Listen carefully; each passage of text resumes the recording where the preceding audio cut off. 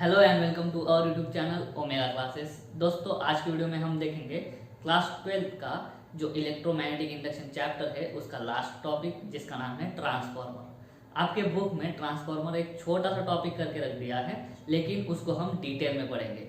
आज हम पढ़ेंगे ट्रांसफार्मर होता क्या है, उसका काम क्या है, उसको यूज क्यों करते हैं, उसका कंस्ट्रक्शन, उसका प्रिंसिपल, उसका वर्किंग पूरा डिटेल में पढ़ेंगे, ताकि आपको अच्छे से समझ में आ जाए। तो इस वीडियो को एंड तक देखना।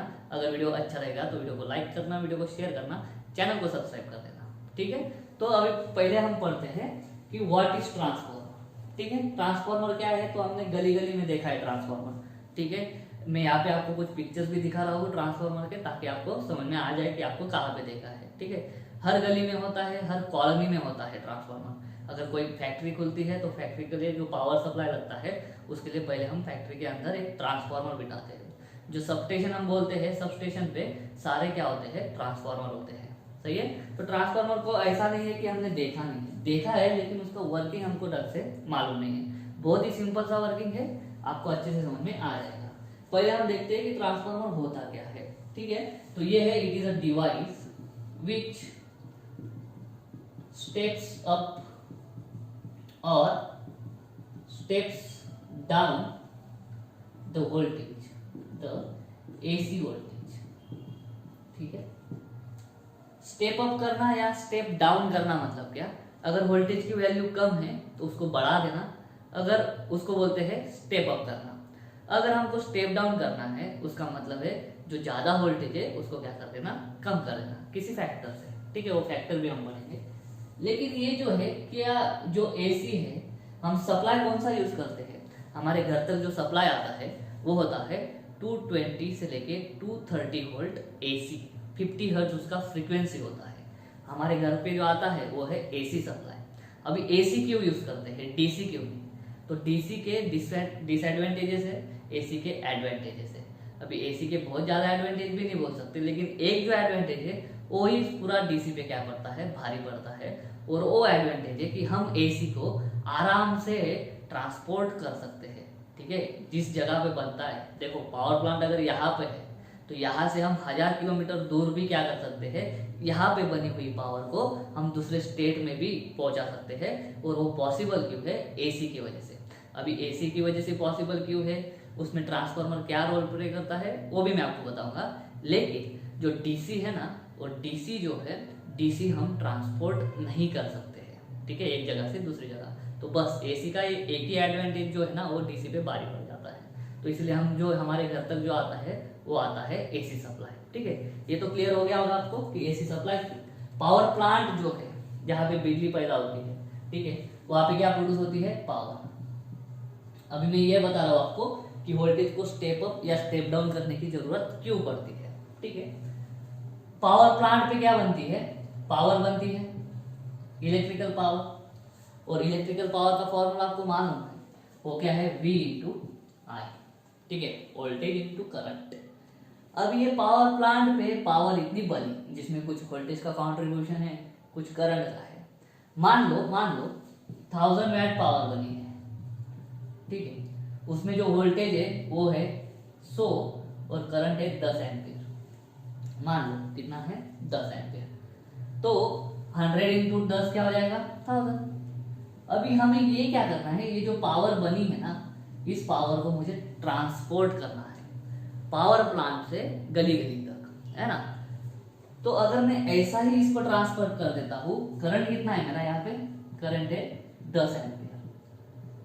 करंट को हम वायर में से पास करते हैं, उस वायर का कुछ रेजिस्टेंस होता है।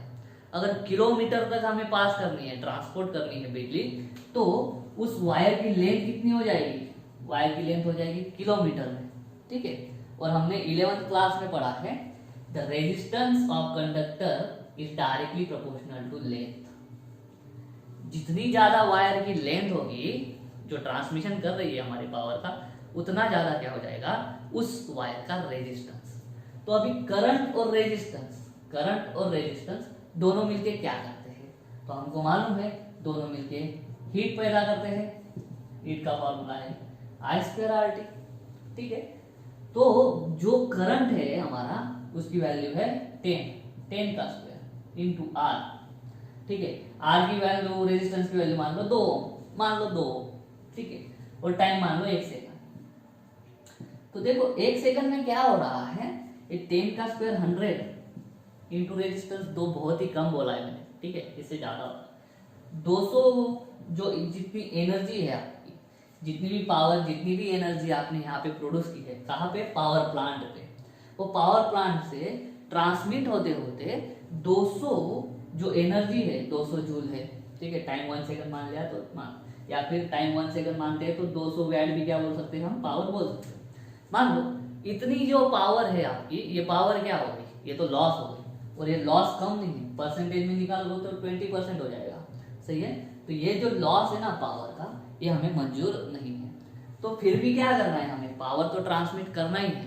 तो पावर कैसे ट्रांसमिट करें, अगर करंट की वैल्यू ज्यादा रहेगी तो आई स्क्वायर ज्यादा रहेगा, आई स्क्वायर ज्यादा रहेगा तो आई स्क्वायर आर ज्यादा रहेगी, आई स्क्वायर आर ज्यादा रहा है मतलब क्या, पावर लॉस ज्यादा रहा। तो पावर लॉस को कम करना है ना, तो करंट की वैल्यू कम करना पड़ेगा। करंट की वैल्यू को कम करने के लिए पावर तो हमको उतनी रखनी है, तो पावर को उतनी रखने के लिए हम क्या करेंगे, करंट की वैल्यू बहुत कम कर देंगे और वोल्टेज की वैल्यू बहुत बढ़ा देंगे। वोल्टेज की वैल्यू बहुत बढ़ाने से क्या होगा, ये जो करंट है हमारा, करंट कम हो जाएगा। अभी दूसरा केस देखते हैं, मैं क्या करता हूँ, इस वोल्टेज को डायरेक्ट अभी 1000 वोल्ट कर देता हूँ, तो करंट कितना हो जाएगा, करंट हो जाएगा 1 एम्पियर। तो करंट अगर 10 से 1 हो गया तो यहाँ पे भी क्या हो जाएगा, 100 का 1 हो जाएगा, 100 का 1 हो जाएगा, तो पावर लॉस बहुत ही कम होगा लेकिन बहुत ही कम होगा। तो हमने क्या करा, पावर लॉस कम करने के लिए करंट की वैल्यू कम कर दी, सही है, और वोल्टेज की वैल्यू बढ़ा दी। अब ये वोल्टेज की वैल्यू बढ़ा दी, करंट कम कर दिया, ये कैसे होता है, तो वो इस डिवाइस से होता है, ये होता है ट्रांसफार्मर से। तो ट्रांसफार्मर जो है वही हमें हेल्प करता है लॉस रोकने के लिए, पावर का लॉस रोकने के लिए। तो ये क्या करता है, मान लो ये पावर प्लांट है हमारा, ठीक है, ये पावर प्लांट, यहाँ पे पावर बनी, इसके साथ में ना सबस्टेशन लगा होता है, इसके साथ में क्या होता है, सबस्टेशन लगा होता है। जो पावर बनती है ना, वो हमारी बनती है वही, कितनी, जो 3 फेज पावर का है, मेगावाट में बनती है। सबस्टेशन से क्या करते हैं ना, जो मान लो 230 वोल्ट का बन रहा है पावर, मान लो पावर प्लांट में इतनी बना है, तो इस सबस्टेशन में लगा ट्रांसफार्मर क्या करता है, उस पावर को स्टेप अप कर देता है, स्टेप अप मतलब बहुत बढ़ा देता है, क्योंकि ये 230 वोल्ट जो है ये तो वोल्टेज, मान लो 1000 वैट अगर पावर है, इसमें कुछ तो वोल्टेज होगा और कुछ तो करंट होगा। ये स्टेप अप क्या करेगा, ये स्टेप अप वोल्टेज को बढ़ा देगा, वोल्टेज को क्या कर देगा, वोल्टेज को बढ़ा देगा, और करंट को क्या कर देगा, कम कर देगा, सही है।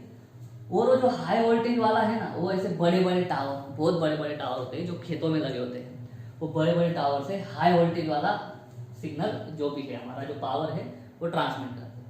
लेकिन ये जो पावर पहुंचती है हमारे गांव में, तो गांव तक आते आते टावर की साइज भी कम हो जाती है, ठीक है, और घर के बाजू में जो पोल होता है वो सिर्फ एक सा सिंगल पोल जैसा हो जाता है।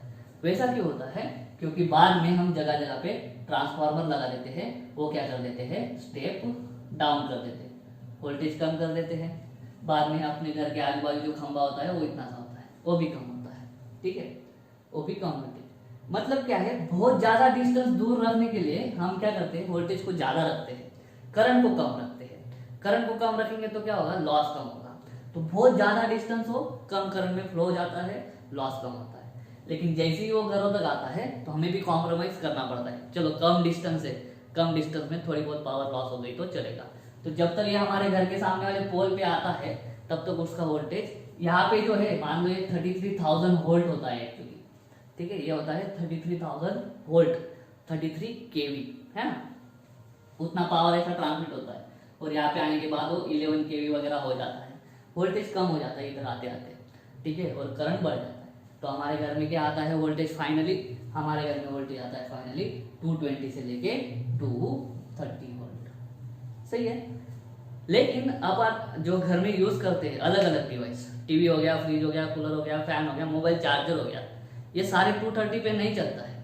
फैन 230 पे चलता है, लेकिन मोबाइल चार्जर जो है वो 4 वोल्ट पे चलता है, ठीक है। मोबाइल चार्ज को कितना लगता है, 4 वोल्ट लगता है सिर्फ। तो अभी वापस वो 230 को हमको चार्ज करने के लिए क्या करना पड़ेगा, वोल्टेज कम करना पड़ेगा।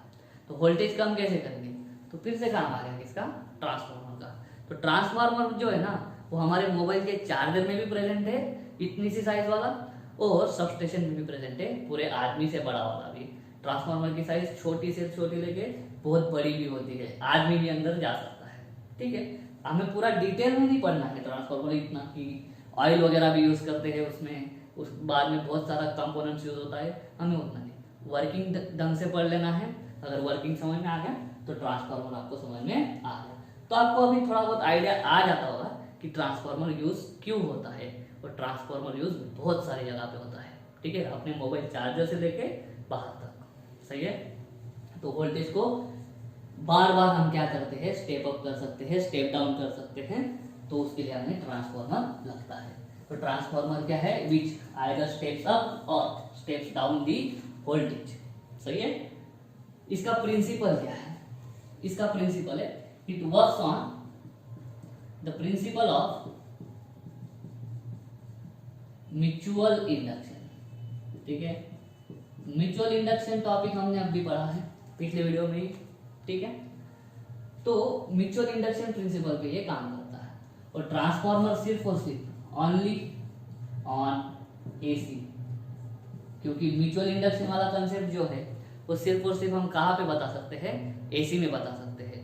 क्योंकि म्यूचुअल इंडक्शन कब होता है या फिर इंडक्शन कब होता है, जब फ्लक्स चेंज होता है। डीसी सप्लाई फ्लक्स को चेंज नहीं कर सकता है, एक पर्टिकुलर वैल्यू होती है डीसी सप्लाई में। डीसी सप्लाई ग्राफ में कैसे लिखते हैं हम, ऐसे, ये कांस्टेंट है। करंट की या वोल्टेज की वैल्यू कांस्टेंट है, करंट कांस्टेंट है तो मैग्नेटिक फील्ड कांस्टेंट होगी, मैग्नेटिक फील्ड कांस्टेंट है तो फ्लक्स कांस्टेंट, फ्लक्स चेंज नहीं तो ईएमएफ का इंडक्शन होगा ही नहीं। ठीक है, क्योंकि ईएमएफ के इंडक्शन के लिए क्या लगता है, फ्लक्स चेंज। तो डीसी फ्लक्स चेंज नहीं करा सकता, डीसी फ्लक्स चेंज नहीं करा सकता, तो सेल्फ इंडक्शन और म्यूचुअल इंडक्शन बोल के उसमें कुछ फायदा है नहीं। समझ में आ रहा होगा आपको। इसलिए ट्रांसफार्मर जो है, ट्रांसफार्मर सिर्फ और सिर्फ एसी पे काम कर सकता है। ठीक है, वो एक बात हो गई। अभी उसका देखेंगे कंस्ट्रक्शन। देखो कंस्ट्रक्शन में क्या है, आपको होता है एक सॉफ्ट आयरन का कोर यूज करते हैं। ठीक है, इस तरह से। अभी ये जो डायग्राम में निकाल रहा हूं ये है 2 डायमेंशनल, 3 डायमेंशनल फोटोग्राफ में आपको दिखा रहा हूं। ठीक है, इसमें क्या है, ये सॉफ्ट आयरन कोर होता है। 3D में अगर आप देखोगे तो ये सॉफ्ट आयरन कोर जो है वो पूरा एक साथ नहीं होता है, ये कुछ स्टेपल से बना होता है। ठीक है, 3D में अगर आप देखोगे तो ऐसा इसका पीछे जाता है पोर्शन। ठीक है, ये जो पूरा है ये पूरा का पूरा सॉलिड नहीं है, थोड़े थोड़े पार्ट्स, मतलब ऐसे जो वेपर्स होते हैं ना आयरन के, ऐसे वेपर वेपर वेपर वेपर बना के उसको वार्निश में डुबाते हैं। एक वेपर जो होता है उसको स्टेपल बोलते हैं, उस स्टेपल को वार्निश में डुबाते हैं, बाहर निकालते हैं, दूसरे स्टेपल को वार्निश में डुबाते हैं, बाहर निकालते हैं। ठीक है, स्टेपल में आपको यहाँ पे फोटोग्राफ में दिखा रहा हूँ, वो ऐसा एक एक स्टेपल को वार्निश में डाला जाता है, उसको इंसुलेट किया जाता है। वार्निश क्यों यूज होता है, उसको इंसुलेट करने के लिए।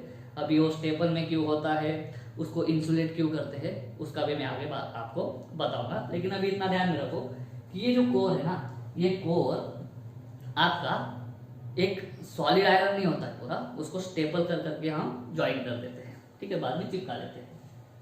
ठीक, और उस स्टेपल को अभी ये जो है ये है हमारा पढ़ाई के लिए।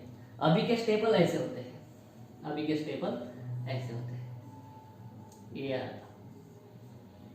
ये होते हैं अभी के स्टेपल। नीचे एक होता है, इसका एडवांटेज क्या है, आपको क्या करना होता है, ट्रांसफार्मर के इनपुट साइड पे एक प्राइमरी कॉइल लगानी होती है, उसके कुछ टर्न्स होते हैं, यहाँ पे इनपुट सप्लाई देना होता है आपको। सही है, तो ट्रांसफार्मर के दूसरे साइड से आपको आउटपुट निकालना होता है, वहां पे भी आपको एक कॉइल लगानी होती है। ठीक है, यहाँ पे आपका निकलेगा आउटपुट।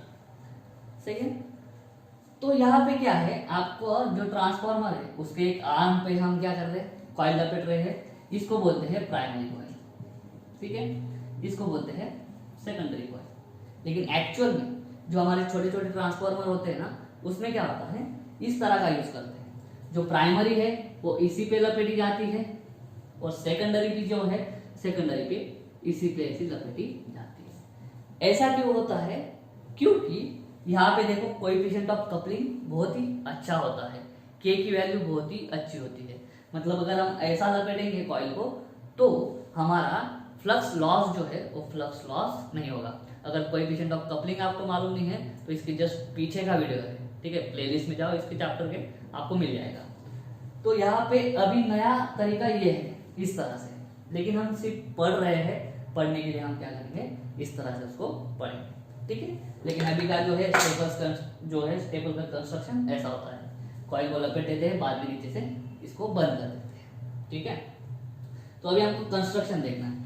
कंस्ट्रक्शन में सबसे पहले क्या होता है, कंस्ट्रक्शन में सबसे पहले होता है लैमिनेटेड कोर, ठीक है। लैमिनेटेड कोर जो है वो एकदम प्योर आयरन से बनी है, प्योर आयरन, और वो भी कैसे होना चाहिए, iron soft, pure soft iron, ठीक है। सॉफ्ट आयरन ही क्यों, तो अभी मैं बताता हूँ आपको। आयरन जो है वो है फेरोमैग्नेटिक मटेरियल। अभी फेरोमैग्नेटिक मटेरियल मतलब क्या, उसके अंदर से हम क्या कर सकते हैं, आराम से मैग्नेटिक फील्ड पास कर सकते हैं। वो मैग्नेटिक फील्ड को कैप्चर करता है, अपने अंदर समा लेता है, ठीक है। 3 टाइप के होते हैं, डायमैग्नेटिक, पैरामैग्नेटिक और फेरोमैग्नेटिक। फेरोमैग्नेटिक 3 मटेरियल हमको मालूम है, आयरन, निकेल और कोबाल्ट। आयरन ज्यादा अवेलेबल है, तो ये जो सॉफ्ट आयरन है उसका यूज करते हैं हम। क्यों, क्योंकि आयरन जो है वो फेरोमैग्नेटिक मटेरियल है, वो आराम से उसके अंदर से फील्ड पास कर सकता है, फील्ड वो बाहर नहीं जाने देता, ठीक है। अगर फेरोमैग्नेटिक मटेरियल के अंदर हमने फील्ड भरी तो फील्ड वो फेरोमैग्नेटिक मटेरियल अपने अंदर समा के रखता है, उसको बाहर नहीं जाने देता, मतलब फील्ड का लॉस वो फेरोमैग्नेटिक मटेरियल नहीं होने देता। और आप यहाँ पे हमको वही चाहिए। ये प्राइमरी कॉइल में हम क्या करेंगे, सप्लाई देंगे, प्राइमरी कॉइल में फ्लक्स प्रोड्यूस होगा, वो फ्लक्स जो है इस कॉइल में प्रोड्यूस होने वाला, वो फ्लक्स को यहाँ से लेके सेकेंडरी कॉइल तक पहुंचाने का काम कौन करेगा, तो वो हमारा सॉफ्ट आयरन का कोर ही करेगा, ठीक है।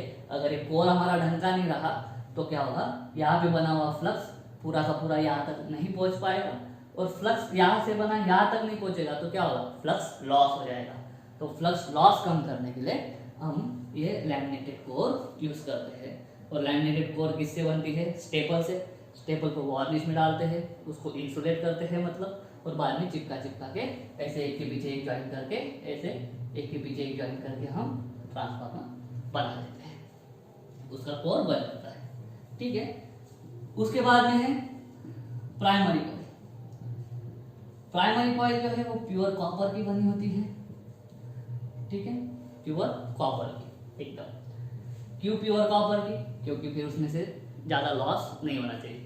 अगर उसका रेजिस्टेंस रहा, अच्छा कंडक्टर नहीं रहा, तो ज्यादा रेजिस्टेंस होने की वजह से लॉस ज्यादा होता है।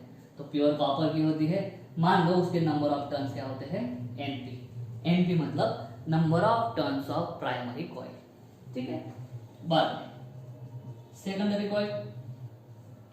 सेकेंडरी कॉइल में किसका होता है, सेम प्योर कॉपर, और उसके नंबर ऑफ टर्न्स मान लो एनएस। नंबर ऑफ टर्न्स क्या होता है, NS, number of turns of secondary coil. सही है, उम्मीद करता हूँ यहाँ तक आपको समझ में आ रहा होगा।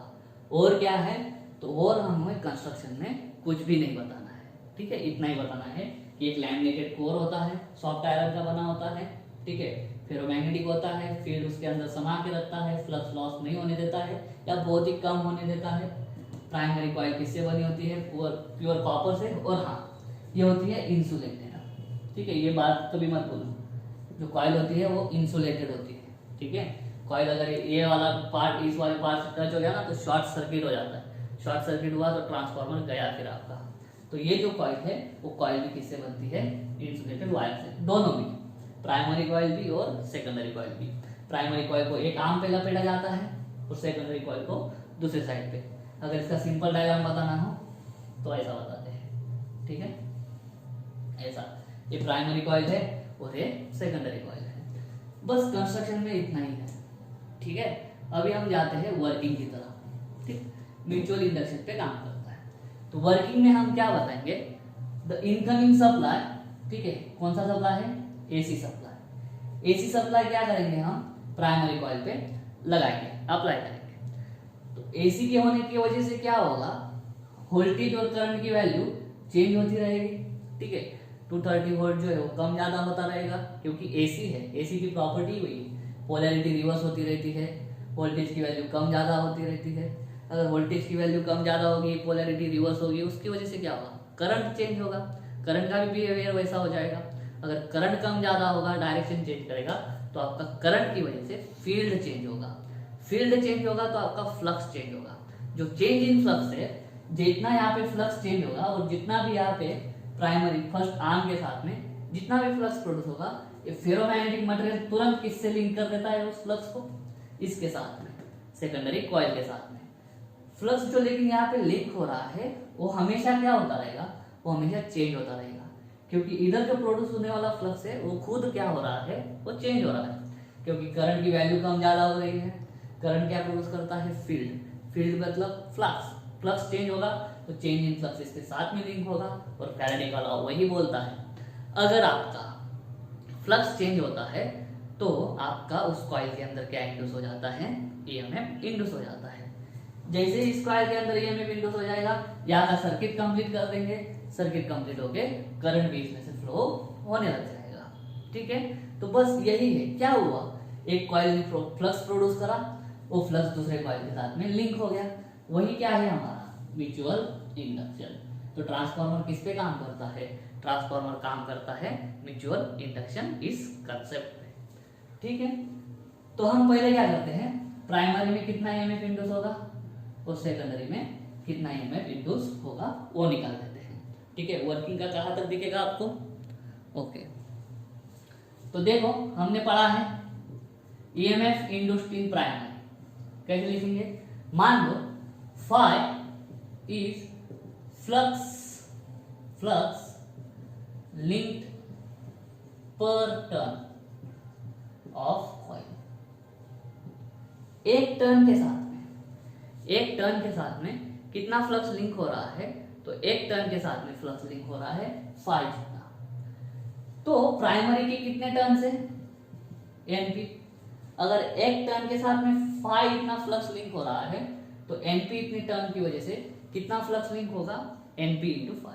ठीक है, तो D D T of NP into 5, ये अभी ये एनपी इंटू 5 क्यों, क्योंकि ईएमएफ का हमें फॉर्मूला मालूम है, EMF is equal to rate of change of flux, है ना, फैराडे के लॉ से। तो EP is equal to number of turns बाहर आ जाएंगे, D phi by D T, इसको बोलता हूँ इक्वेशन नंबर 1। अभी जैसे ही यहाँ पे फ्लक्स प्रोड्यूस होगा, आइडियल कंडीशन में हम मानते हैं कि पूरा का पूरा फ्लक्स इसके साथ में लिंक हो गया, पूरा का पूरा फ्लक्स इसके साथ में लिंक हो गया। तो इसके एक टर्न के साथ में भी कितना फ्लक्स लिंक हो रहा है, इसके एक टर्न के साथ भी 5 जितना, लेकिन इसके नंबर ऑफ टर्न्स कितने हैं, इसके नंबर ऑफ टर्न्स है एनएस जितने। तो सेकेंडरी में कितना इंड्यूस होगा EMF, ES equal to NS D phi by D T, इसको बोलेंगे इक्वेशन नंबर 2। अभी हम क्या करते हैं, अभी एक सिंपल काम करते हैं, ईपी अपॉन ईएस का रेशियो लेते हैं।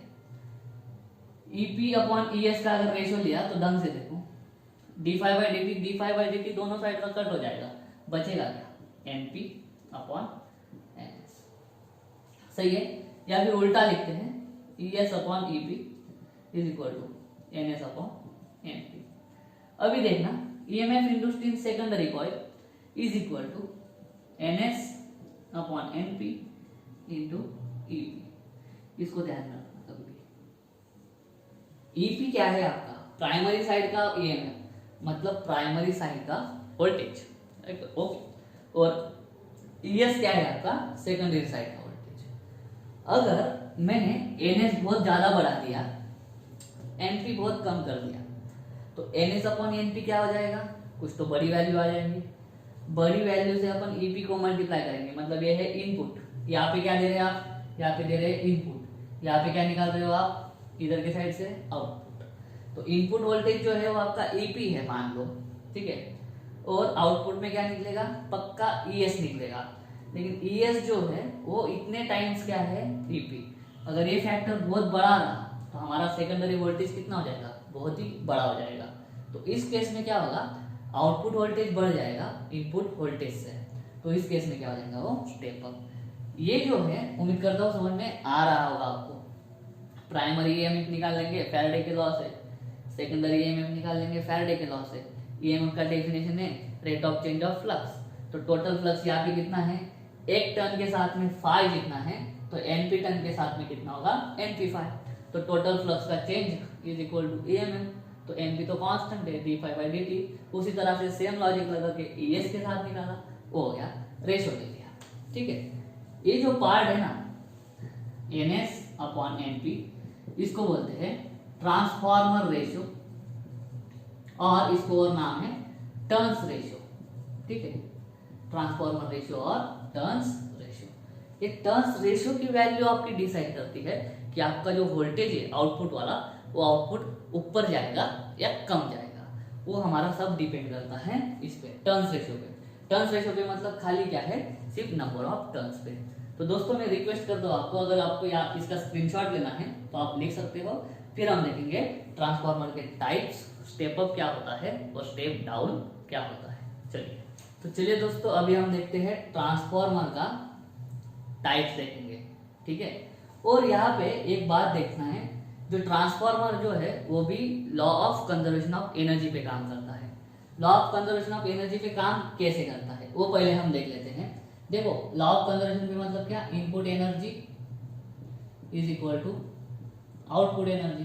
ठीक है, आइडियली ठीक है, कुछ तो पावर लॉस होता ही होगा, हीट लॉस वगैरह, फ्लक्स लॉस बहुत है इसमें, लेकिन ideally input energy equal to कितना होता है, आउटपुट एनर्जी। इसका मतलब एनर्जी सेम है, तो input power is equal to output power. ठीक है, इनपुट पावर का फॉर्मूला हमने देखा है V इंटू आई, वोल्टेज इंटू करंट। तो प्राइमरी इधर का इनपुट वोल्टेज क्या लिखेंगे, input voltage into input current, IP मान लो प्राइमरी कॉइल में से फ्लो होने वाला करंट। ठीक है, इज इक्वल आउटपुट मतलब सेकेंडरी कॉइल का वोल्टेज, ठीक है, इंटू सेकेंडरी कॉइल में से फ्लो होने वाला करंट। ठीक है, ये दोनों क्या है, इक्वल। अब यहाँ पे ES अपॉन EP निकाला है ना, तो उसका यहाँ पे भी ES अपॉन EP निकालते हैं। देखो ES अपॉन EP नीचे गया तो यहाँ पे IS नीचे आएगा, is equal to IP upon IS। इसको बोलते हैं इक्वेशन सेकंड, इसको बोलते हैं इक्वेशन फर्स्ट। तो देखना इससे क्या हो जाएगा, फ्रॉम फर्स्ट एंड सेकंड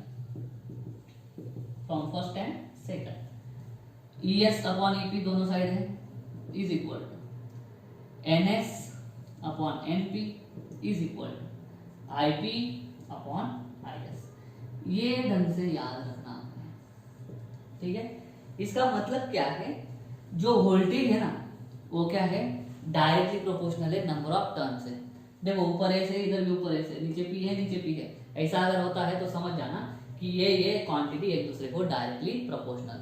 मतलब क्या, नंबर ऑफ टर्न्स जितके ज्यादा होंगे उसके साथ में जो इंड्यूस्ड ईएमएफ होगा वो क्या होगा, ज्यादा होगा। ठीक है, तो यहाँ पे आपको दिख रहा होगा जो इनपुट ईएमएफ है उससे ज्यादा होगा हमारा आउटपुट वोल्टेज। क्यों ज्यादा होगा, क्योंकि देखो आउटपुट कॉइल के जो है या फिर सेकेंडरी कॉइल के नंबर ऑफ टर्न्स ज्यादा है, तो इसका आउटपुट वोल्टेज ज्यादा होगा। प्राइमरी कॉइल का नंबर ऑफ टर्न्स कम है, तो इसका इनपुट कम होगा, आउटपुट ज्यादा होगा। ये ट्रांसफॉर्मर स्टेप अप ट्रांसफॉर्मर की तरह बिहेव करेगा। अभी क्या है, EP कम है, ठीक है हमारा, और ES जो है वो बढ़ गया। ठीक है, हमको तो कांस्टेंट रखना है। पहले जो है हमारा EMF कम था, अभी EMF बढ़ गया, करंट का कुछ वैल्यू होगा, ये भी कांस्टेंट है, ये भी कांस्टेंट है। अगर आपका इधर का EP का ES अगर बढ़ गया तो करंट आपको क्या करना पड़ेगा, इधर का कम, क्योंकि आपको प्रोडक्ट कांस्टेंट रखना है। ठीक है, यहाँ पे क्या था, वोल्टेज कम था, मान उसके हिसाब से करंट फिर ज्यादा होगा। पावर कांस्टेंट रखने के लिए अगर हम बाद में ES बढ़ा देते हैं, EP से अगर ES ज्यादा है तो ऑटोमेटिकली करंट आपका क्या हो जाएगा, ऑटोमेटिकली करंट आपका कम हो जाएगा, क्योंकि law of conservation of energy भी तो हमको फॉलो करना है। Input power is equal to क्या होना चाहिए, आउटपुट। फॉर एग्जांपल ले लेते हैं इसका, मान लो 100 पावर इनपुट है, 100 पावर आउटपुट है। इसमें पहले वोल्टेज था हमारा 25, ठीक है, या मान लो वोल्टेज था हमारा 20, तो करंट कितना होगा 100 के लिए, 100 के लिए मान लो 5। ठीक है, बाद में हमने क्या करा, ट्रांसफार्मर लगा के वोल्टेज बढ़ा दिया, वोल्टेज बढ़ा के मैंने कितना कर दिया, इसको 50 कर दिया, लेकिन पावर तो उतनी ही है 100। तो पावर को कांस्टेंट रखने के लिए करंट क्या हो जाएगा, करंट हमारा हो जाएगा 2, यहाँ पे भी 100, यहाँ पे भी 100। इसका मतलब क्या है, वोल्टेज बढ़ेगा तो करंट कम होगा, और अगर वोल्टेज कम हुआ तो करंट बढ़ जाएगा। ठीक है, तो ये दो तरह के जो ऑपरेशन है ये ट्रांसफार्मर हमारा कर सकता है। ये जो है ये चीज ध्यान रखना है। ठीक है, नंबर ऑफ टर्न्स अगर बढ़े तो वोल्टेज बढ़ेगा, लेकिन नंबर ऑफ टर्न्स अगर बढ़े तो करंट कम हो जाएगा। ठीक है, तो जस्ट हमें किसके साथ में करना है, हमें बस सिर्फ नंबर ऑफ टर्न्स के साथ में खेलना है, नंबर ऑफ टर्न्स के साथ खेलो, स्टेप अप और स्टेप डाउन ट्रांसफॉर्मर आपको मिल जाएगा। ठीक है, तो अभी देखते हैं हम स्टेप अप क्या होता है। ठीक है, चलिए देखना, ट्रांसफॉर्मर का पहला टाइप है स्टेप अप,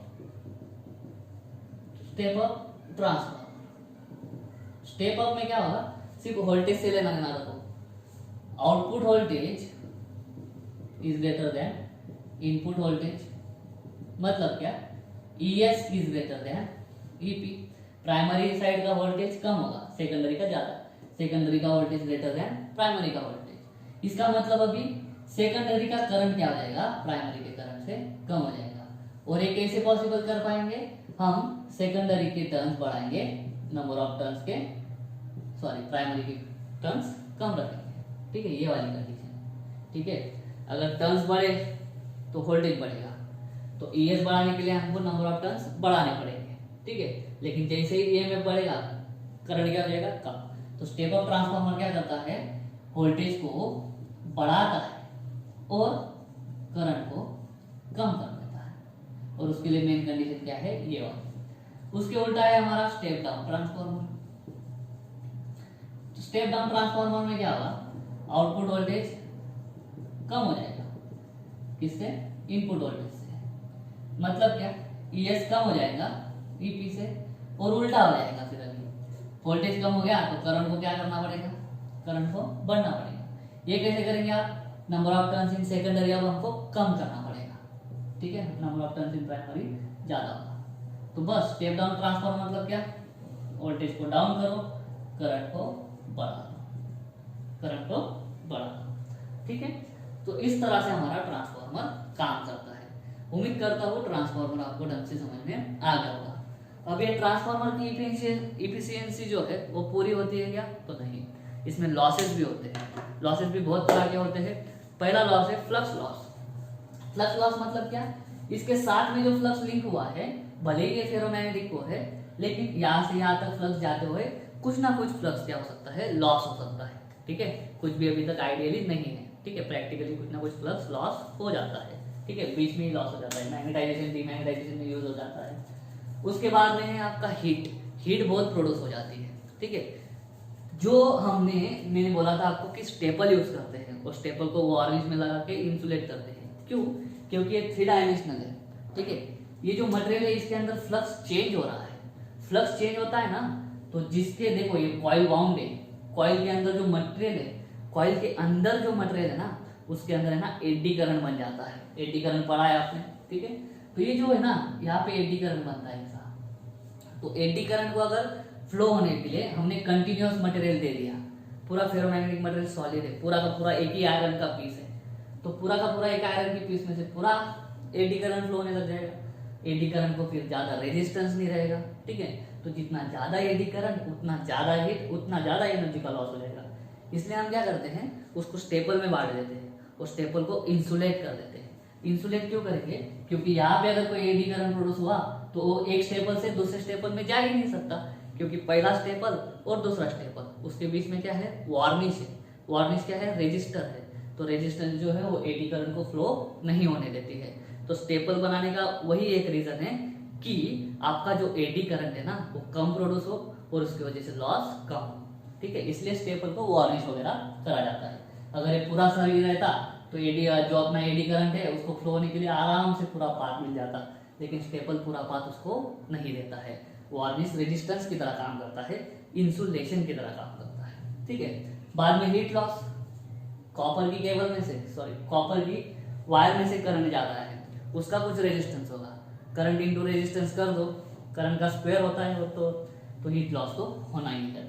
ठीक है, बाद में हिस्टेरिसिस लॉस। हिस्टेरिसिस लॉस मतलब क्या, ये जो है आपका फेरोमैग्नेटिक है, फेरोमैग्नेटिक का हिस्टेरिसिस आपने पढ़ा होगा मैग्नेटिक मटेरियल में। इस फेरोमैग्नेटिक कोर का जो है ना मैग्नेटाइजेशन डीमैग्नेटाइजेशन होता रहता है। तो मैग्नेटाइजेशन डीमैग्नेटाइजेशन में थोड़ी एनर्जी क्या हो जाती है, लॉस। और जो मैग्नेटाइजेशन और डीमैग्नेटाइजेशन होता है ना, तो इस जो फेरोमैग्नेटिक कोर है उसके अंदर north pole south pole develop होते हैं। तो जो स्टेपल है एक दूसरे को repel attract repel attract repel attract करते रहते हैं। तो स्टेपल एक दूसरे से बचते रहते हैं ऐसे। अगर आप किसी ट्रांसफार्मर के करीब जाओगे ना, आपको वहां से हमिंग साउंड सुनाई देगा, वो हमिंग साउंड किसकी वजह से होता है, वो स्टेपल का एक दूसरे से टकराने की वजह से। अगर अच्छे से उनको वार्निश करके चिपकाया नहीं है तो साउंड बढ़ता जाएगा, ट्रांसफार्मर जल्दी खराब हो जाएगा।